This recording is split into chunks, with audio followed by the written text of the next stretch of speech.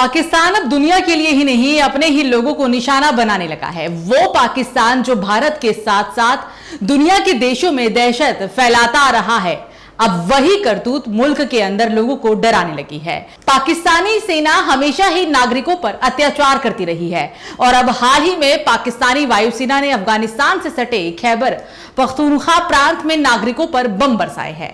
आम नागरिकों पर लड़ाकू विमानों के जरिए बम बरसाए गए हैं।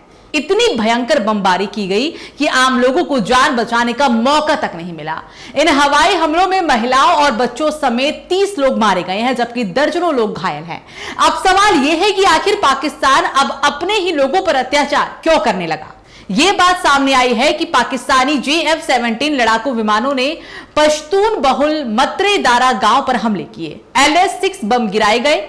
LS-6 बम जो कि चीन ने बनाए हैं, ये सटीक हमला करने वाले गाइडेड बम है। इसे अमेरिकी जॉइंट डायरेक्ट अटैक म्यूनिशन के समान माना जाता है, लेकिन अमेरिकी हथियार की मारक क्षमता काफी ज्यादा है। वैसे पाकिस्तान के खैबर पख्तूनख्वा क्षेत्र को आतंकवादियों का गढ़ कहा जाता है।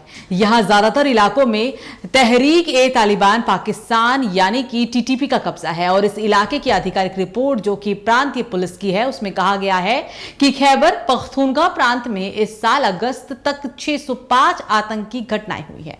इन 605 घटनाओं में 138 नागरिक मारे गए और 352 घायल हुए। रिपोर्ट्स में आगे कहा गया है कि इन घटनाओं में 89 पुलिसकर्मी मारे गए हैं और 130 घायल हुए हैं।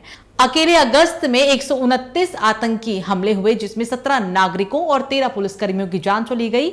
51 नागरिक और 46 पुलिसकर्मी घायल हुए। पाकिस्तान के इन हालिया हवाई हमलों के बारे में एक तरफ तो पाकिस्तानी सेना यह दावा कर रही है, तो वहीं वहां से स्थानीय नागरिकों का कहना है कि मारे गए लोगों का TTP से कोई संबंध नहीं था। इसके बावजूद पाकिस्तान ने गलत सूचना के आधार पर अपने ही लोगों पर बमबारी कर दी।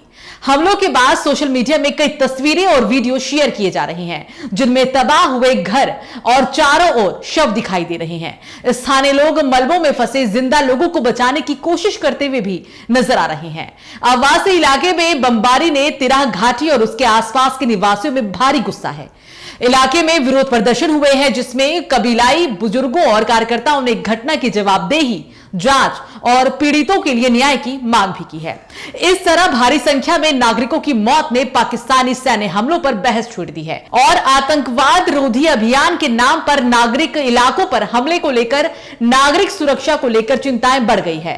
पाकिस्तान की राजनीति में भी हलचल है। पाकिस्तान तहरीक-ए-इंसाफ समेत विपक्षी दलों ने हमले की निंदा की है और आरोप लगाया है कि इसमें आम नागरिक मारे गए हैं।